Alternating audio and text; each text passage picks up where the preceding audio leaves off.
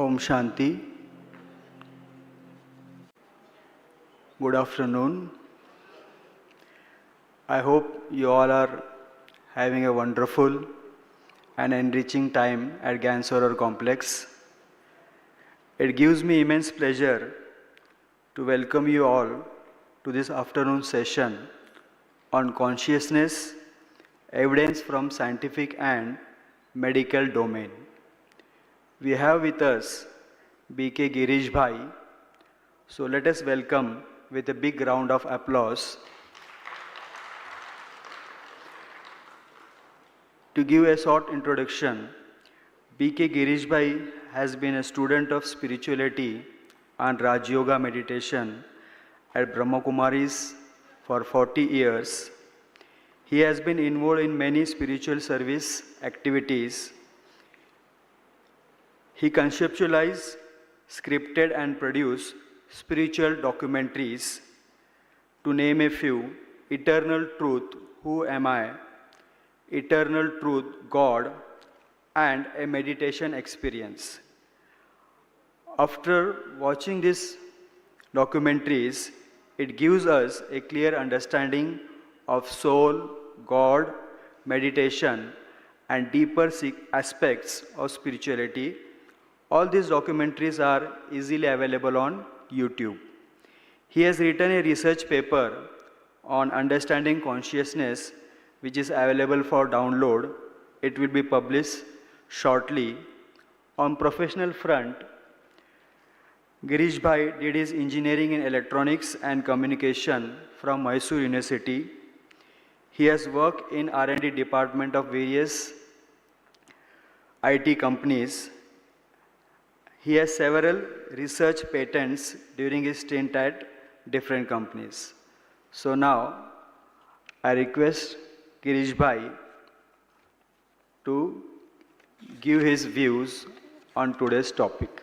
Thank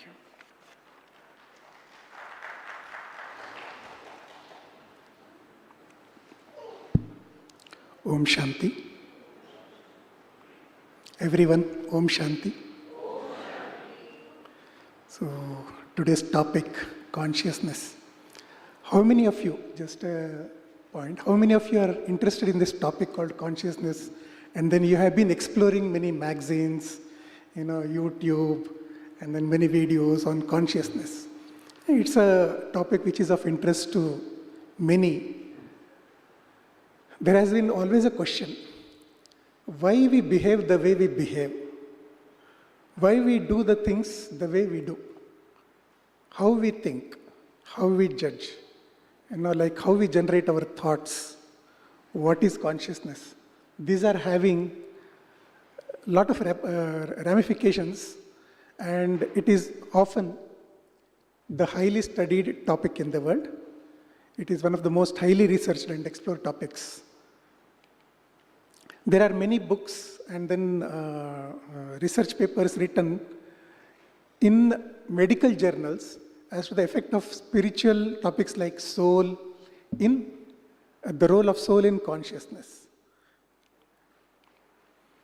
So, this consciousness is something which is of interest to people in all domains, be it who are in spiritual, philosophers, people who are scientists, doctors, surgeons, and so on. Like scientists, they are on continuous exploration as to how consciousness evolves in the brain, how the activities in the brain leads to conscious experience. So these are topics of interest for which the research or exploration is going on, and a lot of money is being spent on this topic. And we are all sitting here, and then we all know that consciousness is our fundamental experience. What is consciousness? Anybody? What is consciousness? How can we define consciousness? Yes, awareness. Then, sorry? Chintana. Chetana, yes. In Indian languages, we can call it as Chetana. One more word is Prajna. Then a state of being aware of yourself, awareness. Then of all five senses. Yes, okay. Mindfulness. Any other definition? Cognitive abilities, our ability to think, our ability to judge, all these things. So during the course of this presentation, we will arrive at the definition of consciousness. The exact definition of consciousness we will arrive at, rather than defining it in the very beginning. Okay? So, what is the seat of consciousness? Where will the consciousness emerge from?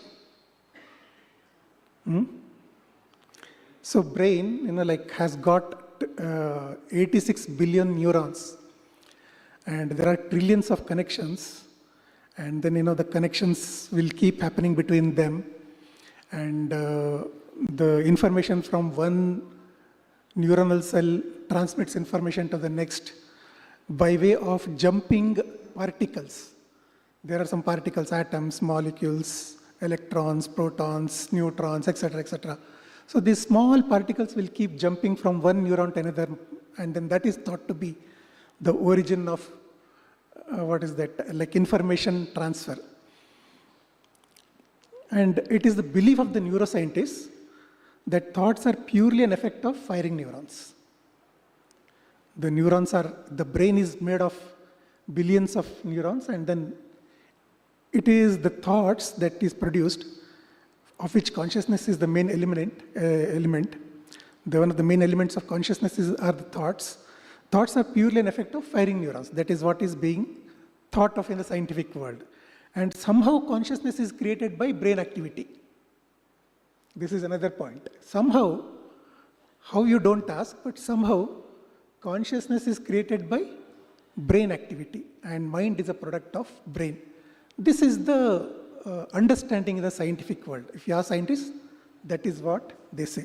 Now we will just go through these points. Before that, it is important to note that it is based on interpretations of observations. It is not yet proven.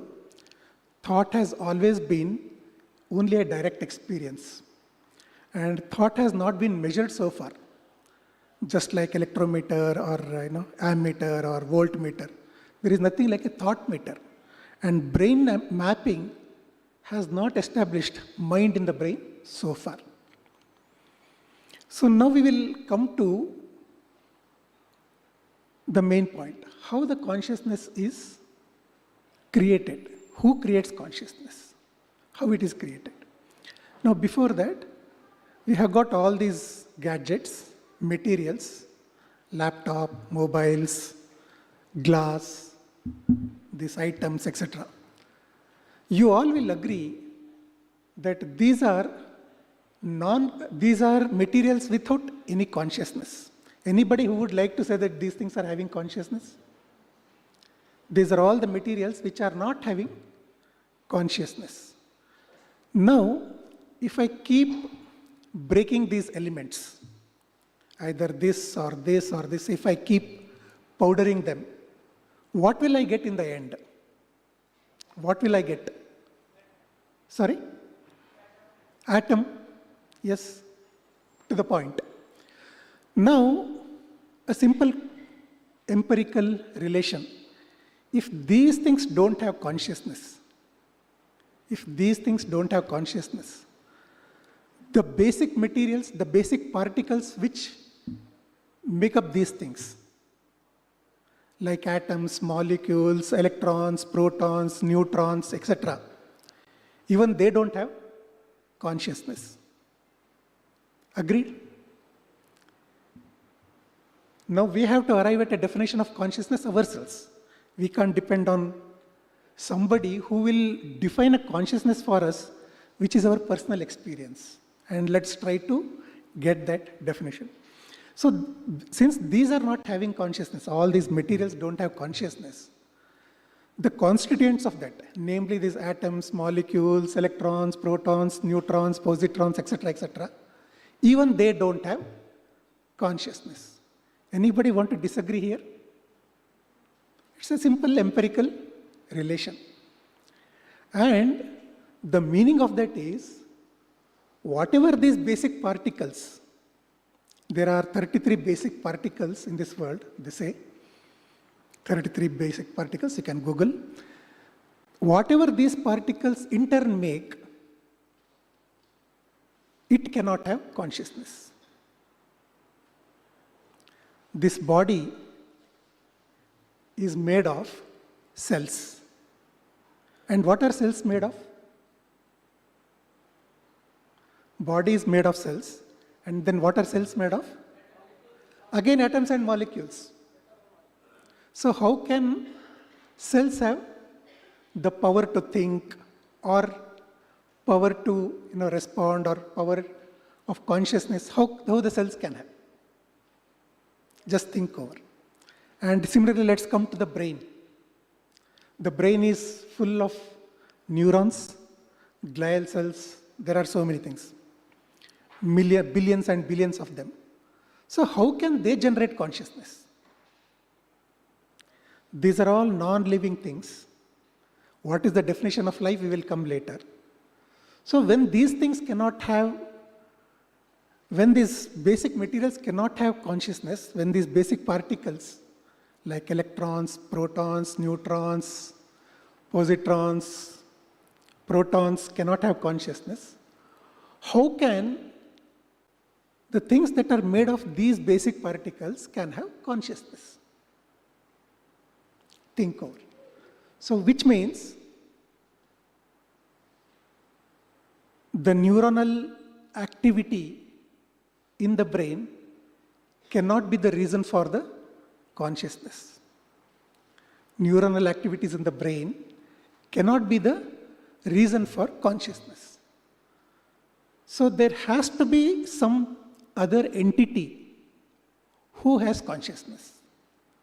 So which we can prove by our observation in this scientific world. So that other entity is responsible for generating consciousness, creating consciousness or conscious experience. Anybody who would like to disagree with this? Yes.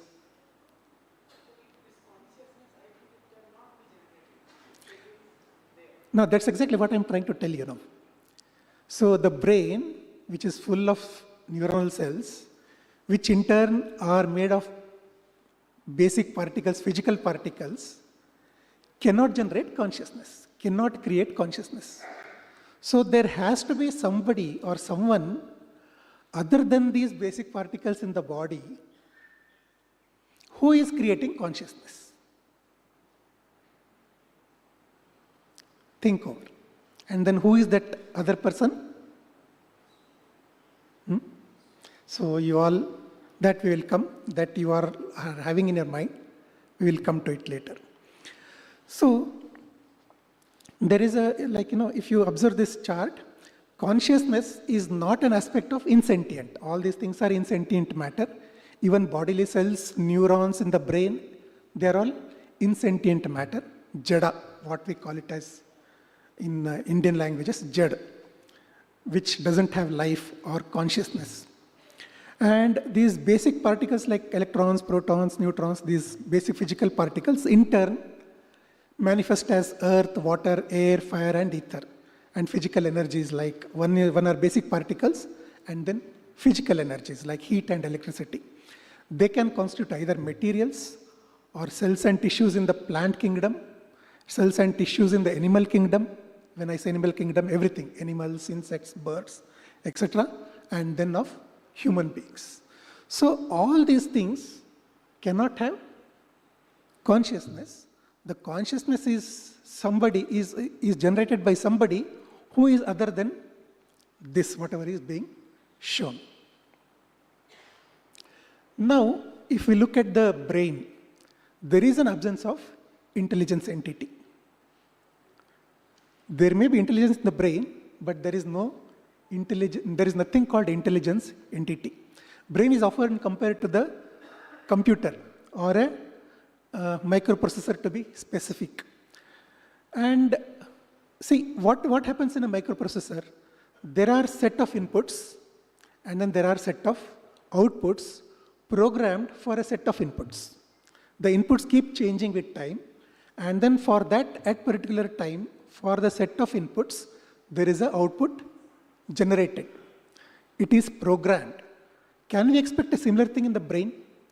So whatever we are having, inputs, like whatever we see, hear, taste, like touch, etc. There are 5 senses. Is there an intelligence entity in the brain which will decide, which will program what to do? Just think over. I am sitting like this. I am keeping quiet. For no reason, even when I am not thirsty, I will drink water for the heck of it. For no reason, even when I am not hungry, I will eat something. For no reason, even when there is no logic, I will take a walk. And then I will make various movements of hands and legs for no reason. How is it programmed? Is it materially programmed in the brain? Think over. So, there is no evidence that, like the way we have got cortex, cerebellum, medulla, amygdala, etc., various regions in the brain, there is nothing like a intelligence entity. There is no evidence of the presence of any intelligence entity in the brain that integrates so many functions and organizes responses. And there is no possibility of such entity because it is impossible to know all the stimuli. What will happen to me, I don't know. After 1 hour, what will happen to me, I don't know. If there is a program in the brain which says that at 8 o'clock, I will sense this, at 8:30, I will sense that, at 9 o'clock, I will see this. Is it possible? I don't know what will happen in the next 5 minutes. I don't know where I will turn in the next 2-3 minutes. For no reason, I will see there. For no reason, there may be some activity going on at somewhere.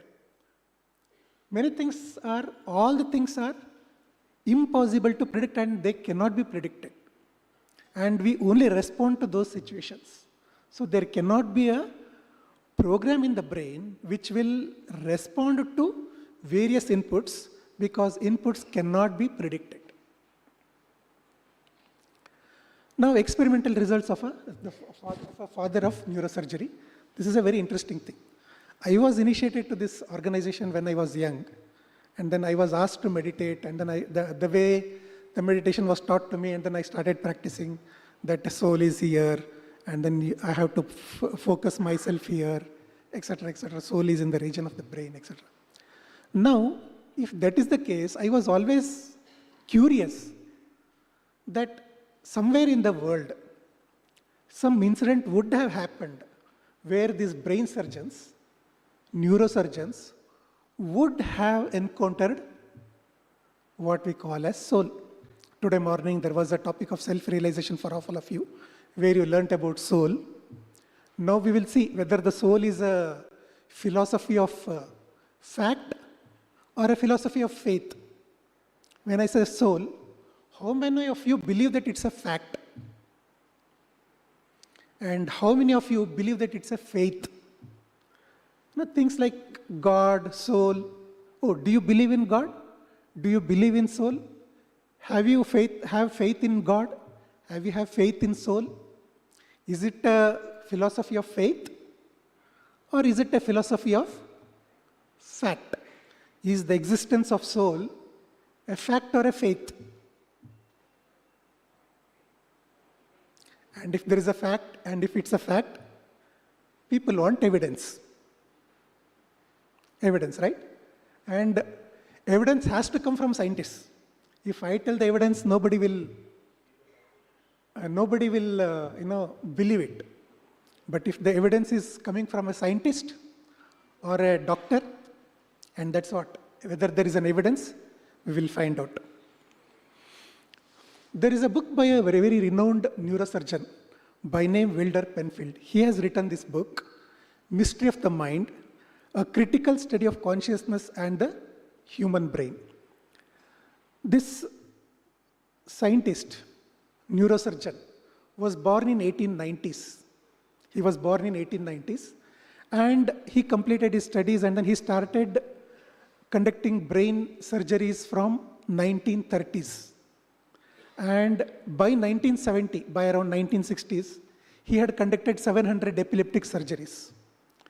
And he summarizes all his experiences in this book called The Mystery of the Mind. Very interesting book. He says, what happens is, he conducts various experiments on live patients. That is very interesting. It's not in laboratory, live on the operation theater, on the operation theater, on the operation table. And the things are very interesting. How a person is,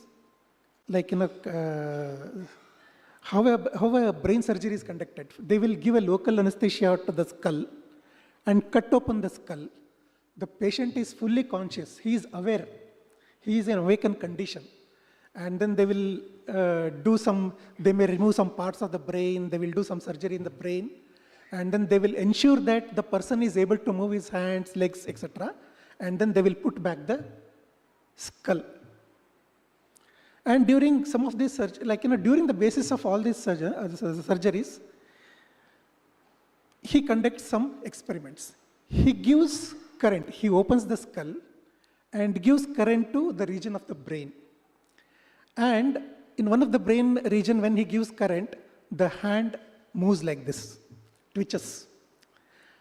And the patient says, I didn't do that movement, you did it. The patient tells the doctor while the surgery is going on. See, the patient is blindfolded. The patient is lying on the operation table, and this fellow injects current in the brain, inside the brain after removing the skull. Hand moves, and then the patient says, I am not moving that hand, you are doing it. To the doctor he is telling. How the patient knows this?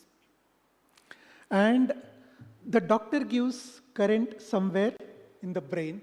The patient starts speaking. And the doctor asks him, are you making the sound?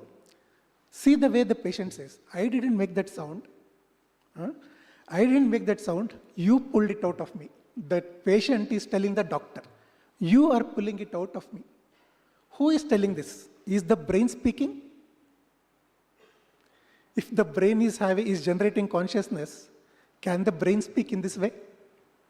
Think over. So, this is where the doctor was totally surprised. And he conducts a lot of other experiments, and then he writes in this book. He says, there is no valid evidence that electrical stimulation can activate the mind, what we call as mind. It is not possible to stimulate that mind in the brain by giving electrical currents, which should have been happening by way of neuronal activity if we go by what scientists claim. And none of the actions that we attribute to the mind has been initiated by electrode stimulation. See the wonderful way he has written. These are the words of the scientist written in that book. And he further says, there is no place in the cerebral cortex where electrical stimulation will cause a patient to believe or to decide. You can't change the belief of the patient. You can't change the thinking of the patient. You can't change the decision making of the patient by giving electrical impulses, which goes on to show and prove that brain is not the one who is doing all these things. The brain cannot generate this conscious experience. Then who is creating? Very interesting thing. And not just this, in the book, he narrates so many incidences where he says that the only way we can explain the functioning of the brain is by considering two distinct elements with independent energies. One is brain, and then another is what we call it as mind. Brain is the executive of mind. One cannot work without the another. Mind makes use of the brain to generate thoughts. He goes on to explore how a child is born, and then in the child, this curiosity develops, how the brain develops in the child, and then how that curiosity to explore, like all these things will take place in the child, and then how will these things like peace, happiness is experienced by the person. Everything he treats in his book. And then in the end, he concludes that we can only explain all these things when we accept the fact that there is a mind which is totally different and then brain which is totally different. He goes on to explain, and then in the end, he concludes. This is as told by the scientist, the father of the neurosurgery, Dr. Wilder Penfield. What a thrill it is then to discover that scientists too can legitimately believe in the existence of spirit. Think over. So, this is as told by one of the greatest fathers of the neurosurgery, who writes all these things in his book by way of so many experimentations on the live human beings. And why is it not taught in medical schools? Very interesting question. Somewhere this book is not taught in medical schools. Why? If ever, So why it should not be taught in medical schools, which is the practical thing, which the neurosurgeon is telling?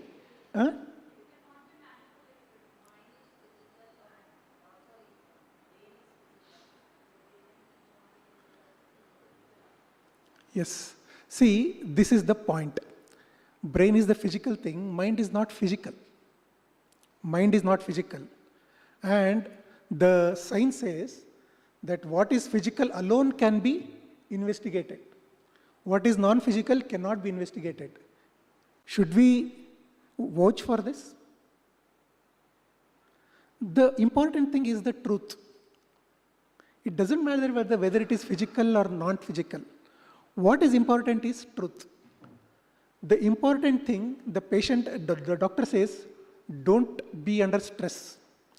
Don't think like this. Don't think like that. Is it telling the brain or the soul? And if he is telling the brain cannot. The doctor is telling this. So he should be talking to the soul. And then why can't the soul be treated in the medical science? Why should it be left as a subject to be taught by only spiritualists or philosophers? And there are some very unexplained phenomena. There are many, many points like this, which only we can answer for ourselves. There are, so many things, like I will just go through this fast. There are random number generators, like some of these things you can find in Google. And then there are Emoto crystal experiments, double blind experiments where a person who is thinking positively induces better growth in plants, and a person who is thinking negatively will make the plants wilt over time. And it is very well known that thinking and attitude of human beings accelerates healing of diseases if they are positive. And on the contrary, if the thinking and attitude is negative, it results in several medical conditions. You keep thinking negative, and then that medical condition develops in the person, and then he unnecessarily becomes patient. It is not the case of everyone, but it is very much proved. And there are incidences like out-of-body experience, near-death experience, small or no brain people with small or no brain displaying excellent IQ, and people with past life memories.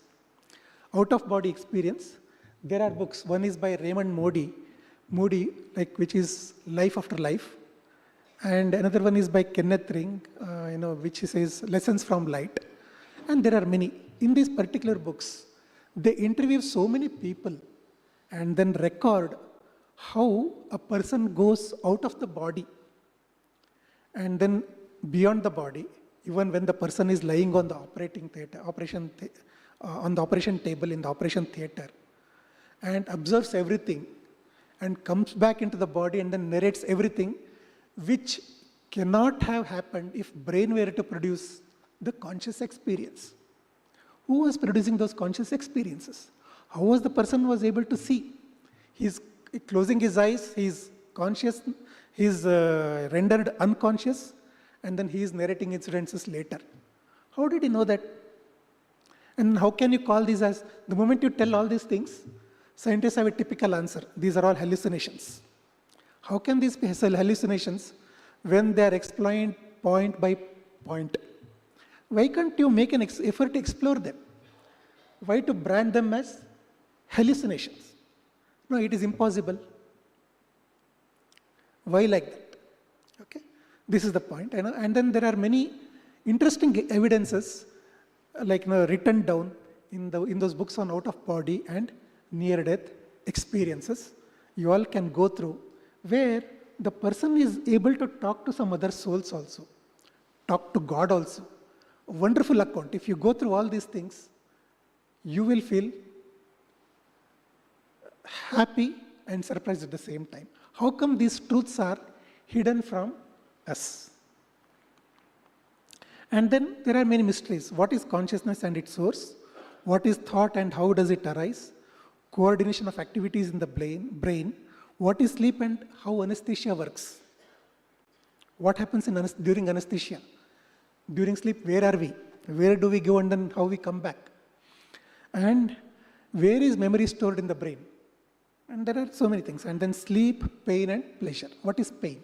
These are all the things that cannot be answered, and the answers are always a mystery. And there is one thing that happened in the last 300 years, and that is, it's a very interesting experiment, and that is what we'll check now. That is the relation between quantum and consciousness. See, like somewhere in 1700, Newton proposed that light is a particle. He proposed that and everyone accepted it. There were no questions asked. In 1800, Thomas Young conducted what is known as double slit experiment and then proposed that light is not a particle. He disproved Newton and then he told light is not a particle and it's a wave. Light is a wave. And then he conducted what is called as double slit experiment. If the light were a particle, it would have created only 2 bands of light going through 2 slits. I will, please go through Google after this, and then you will get it clear. Like, these things will be clarified. Because of the short of time, I will go fast. But what was seen during the double slit experiment was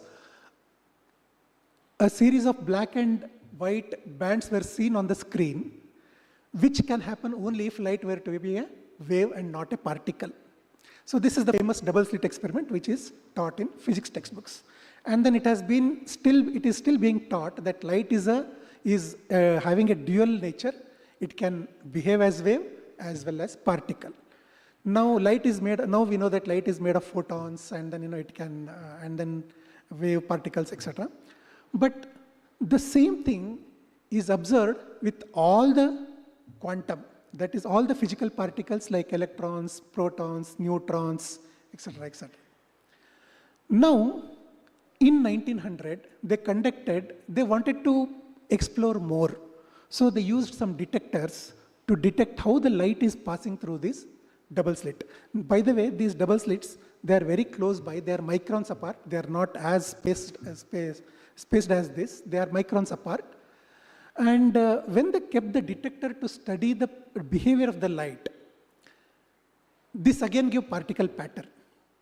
When they keep the detector, when there is a means of monitoring how the light is behaving in this double slit experiment, the light behaves as a particle. And the moment you remove the detectors, the light is behaving as wave. The same thing happens with all the basic physical particles, be it electrons, protons, neutrons, atoms, molecules, positrons. So they all behave as waves when you don't observe them or when you don't monitor. The moment you try to monitor, they behave as particles. So then there were a lot of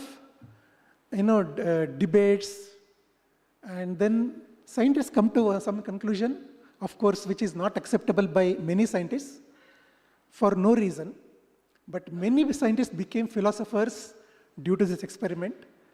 They came to the conclusion that consciousness influences matter. Consciousness influences matter. This was the conclusion they arrived at. But one person was not prepared to accept this, and then that was Albert Einstein. But almost all the scientists during that era, they agree to this point. But they don't publish that, but they agree to this. Like these are all different flavors of experiment. The same experiment was conducted in the last decade. From January 2012 to 2014, a person by name Dean Radin, a scientist, he made a double slit experimental setup in a closed chamber. He asked people, he identified several people, mainly Buddhist monks. Why Buddhist monks? Because they have the ability to think with a lot of concentration. So they are placed in different parts of the globe. What they have to do is, this is the thing, there is a laser light going through the double slit and then falling on a screen. They have to log using a computer. For the first 5 minutes, they have to think that they are not interested in this experiment. And for the next 5 minutes, they have to focus on this experiment in their mind, and they have to think in their mind that light is passing through the double slit. The results were startling. For the first 5 minutes, during which they said they thought they are not interested in the experiment. These are only mind games, you just see. The light behaved as wave. For the next 5 minutes, the light behaves as particles based on the energy levels. So, not only is the particle behaving behaving to the consciousness of the person. The consciousness can be at any place. The person can be there in any place. It's all there in the YouTube, you can see that. So, all quanta, electrons, protons, etc., they behave as waves when not observed. When you observe, they collapse or behave as particles. The thing is, why should observation matter at all? So, we can infer that basic matter will be in some random state, oscillating unpredictably in space when not observed. Consciousness is responsible for activities, behavior, movements of all electrons, ions, and molecules. Now at this point, we will think a little bit. Observation or attention brings predictability, and basic particles get organized. And consciousness influences matter irrespective of distance. The effects are significant and long-lasting. Now, just what we inferred some time ago. This body is made of atoms and molecules, right? This body is full of cells, neuronal cells, etc. The cells are in turn made of atoms, molecules, electrons, protons, neutrons, positrons, you name it, they are there. And all those things are influenced by consciousness. Now you can see the relation between soul and body. Soul and body. We will come to this more later. There is a book by scientist. There was a scientist, Erwin Schrödinger. He writes a book, What is Life? Mind and Matter, the Physical Aspect of Living Cell. You see, after the double slit experiment, many scientists, Western scientists, be it Niels Bohr, Erwin Schrödinger, many people, Max Planck, they all became philosophers and turned to India. They started studying Upanishads and Vedas, thinking that contains some answers to their enigma. And he writes, in this book he writes, my body functions as a pure mechanism according to the laws of nature. Yet I know by incontrovertible direct experience that I am directing its motions, of which I foresee the effects that may be fateful and all important, in which case I feel and take full responsibility for them. Now see the third paragraph. The only possible inference from these two facts is, I think that I in the widest meaning of the word, that is to say, every conscious mind that has ever said or felt I. See the way he is using the word I. I am the person, if any, who controls the motion of atoms according to the laws of nature. Can you believe these things? Do you think that a scientist would have told these things? What typically we assume is, a scientist is not interested in philosophy, a scientist is not interested in matters like soul and God.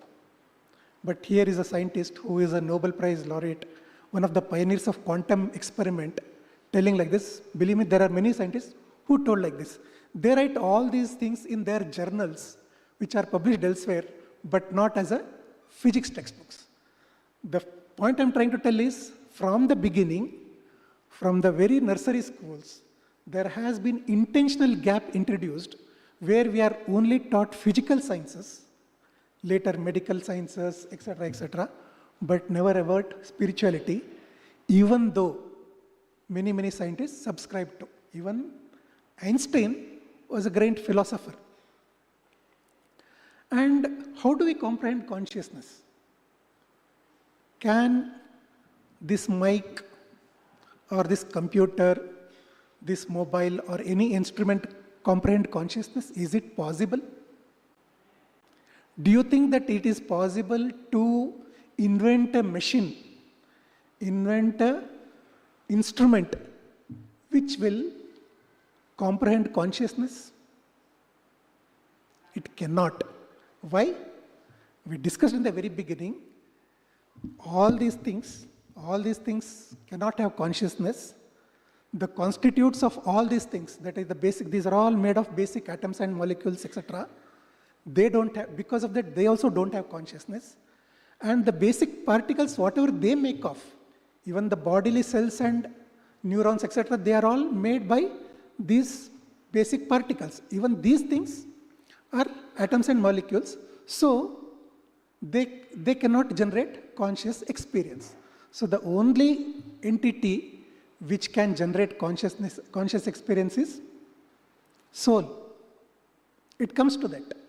So when there is nothing in the world proved by science that says cannot give conscious experience, then we have to turn to the truth, our own self, where we experience ourselves creating thoughts. We create thoughts, we make decisions, we create habits.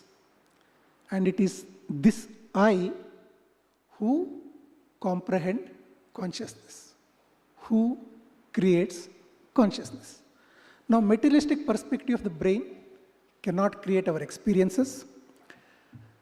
Somewhere we have to contemplate and embrace the possibility that an immaterial, that which is not material, that is metaphysical, entity with consciousness that operates brain. Soul, which is an immaterial entity, operates brain. Exploring the immaterial and scientific entity is as scientific and logical as any other form of inquiry. Finding truth is more important. It's not whether it is physical object or a material object that we can see through a microscope or electron microscope. And metaphysical cannot always be understood from a physical viewpoint. We should take out this from our minds that I want a proof where I will see God or soul through an instrument. It is impossible. That is the limitation of science. And consciousness can be understood only through consciousness, which is direct personal experience. And that's what we see in this Erwin Schrodinger's third paragraph, where he is lost as to whenever he says I, What is that I? Is that I this body? Is that I this brain? Is that I this living cell? Or whatever it is. And then he also comes to that. And then who was the observer? There is a point of light here.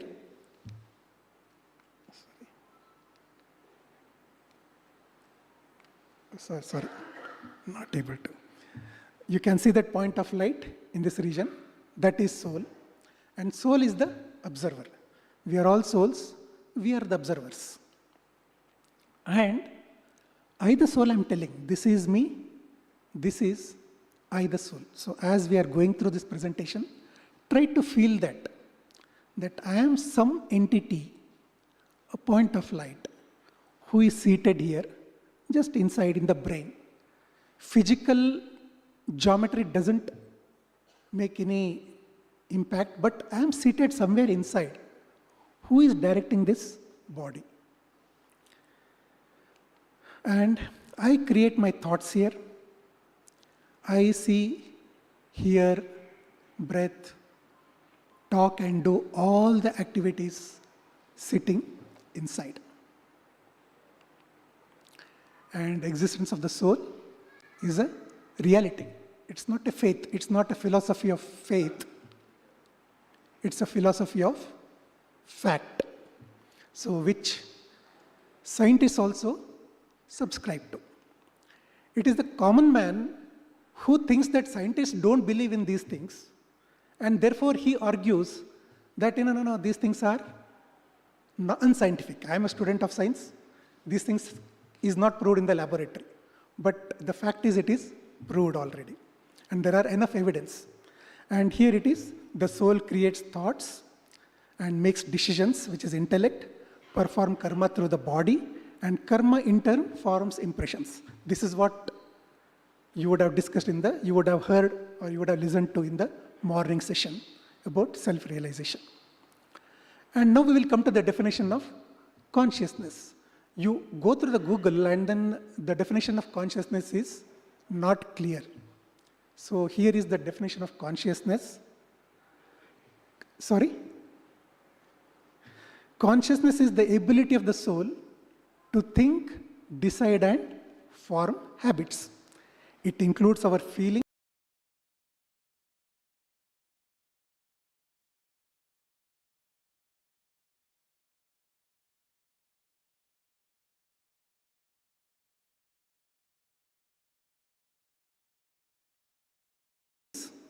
experiences, emotions, outlooks.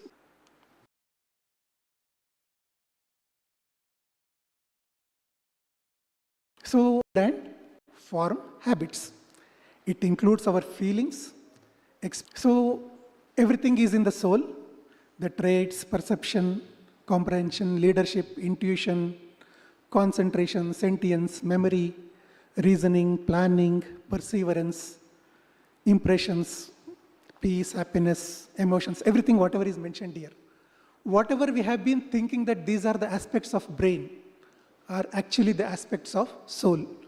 We keep talking about IQ, EQ, emotional quotient, intelligence quotient. These are not the aspects of brain. Brain may have a role in enhancing the intelligence, in manifestation of the intelligence, and then the brain's health may play a role there, but it is all an aspect of soul. And what are the correct sentences and then what are incorrect sentences? These correct sentences will give us the better understanding. I am a soul is the correct thing. It is not my soul. I myself am a soul. We should not be saying it is a soul because soul is a sentient entity. He the soul, him the soul. And then soul and consciousness are not synonyms. Soul has consciousness. There is a small correction there. And then what is soul? Soul is energy. This is what is being told. But soul has energy. It's not a physical energy, but soul has spiritual energy. And then whenever I say I means the soul and not the body. So we have to understand soul as soul. What is soul? Soul is a soul. What is soul? Soul is a soul. So we have to understand soul as soul in the way we understand the soul as a body as the body. And there is a physical realm and then the spiritual realm. and then the spiritual contents this one, and then physical realm contains these things. So we will conclude the presentation here. There are many aspects of consciousness for which lot of time is required. We will discuss at some other time. So the soul is creating a field of consciousness in which this body is operating. The brain is there, and there are many things we can understand. So the human body is an amazing machine with wonderful organs and unparalleled complexity. Of them all, the brain is perhaps the most mysterious. Its uniqueness is the favorable for the soul to interface. The body is made in such a way that the soul can operate at will. And a synonym for soul is life. What is life? Soul. Soul keeps cells functioning. Soul's consciousness influences cells functioning. And we see the soul's influence on this cellular activities. When soul leaves, everything disintegrates. So there are so many things which we will discuss later. So the soul is the one who is doing everything from the body. This is the meditation where soul is connected to God. When we understand ourselves as soul, it becomes easier for us to connect to God. We have to overcome this feeling of the body. Our consciousness should be beyond this body for us to connect to God. And there are many benefits of this. So I will conclude the presentation here. You will be opening up to one more presentation, which is much more important. And then this is what is the email ID, and you can download a book on consciousness from this one. We can always discuss over this email. I will be happy to discuss with you. Okay? Om Shanti.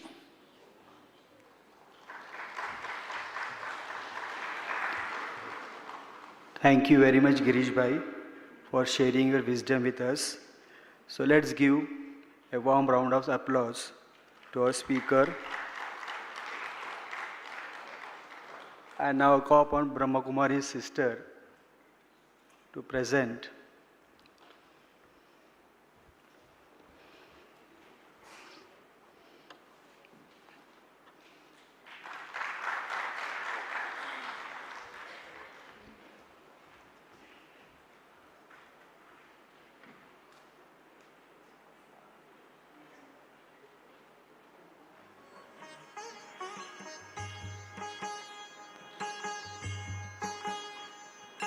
तन के भर भाल पर तन के भर भाल पर विराज रहा मैं।